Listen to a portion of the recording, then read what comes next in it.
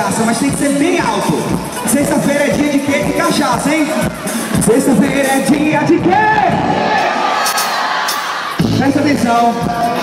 Eu vou perguntar e vocês respondem bem alto. Cachaça, tá bom? Sexta-feira é dia de quê? Mais baixinho, bem baixinho, bem baixinho. Eu acho que eu não tava pensando. Ah não, velho. Vocês beberam?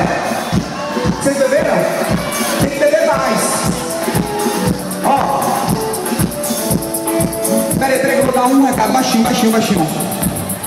Quem não falar cachaça, o homem que não falar cachaça vai ficar 7 anos sem chegar nos finalmente. É. Vai broxar. E a mulher 7 anos, ó, pior ainda, viu? Ó que praga de tio pega. Sexta-feira é dia de quê? Você vê que mexeu no psicológico da galera, a pessoa não quer ficar sem amar. Tem que namorar. Quem já beijou na boca, levanta a mão. Quem já beijou na boca, levanta a mão. Quem quer beijar na boca, levanta a mão. Quem quer beijar na boca, levanta a mão. Comida bem forte. Quer beijar na boca? Vamos lá. Sexta-feira é dia de quê?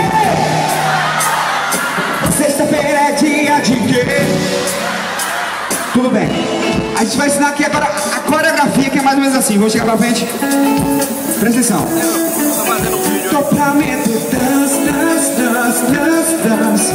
Quero meter dance, dance, dance, dance. Tô pra meter dance, dance, dance. Quero guiar. Quero meter dance, dance, dance. Tô pra meter dance, dance, dance. Quero meter dance,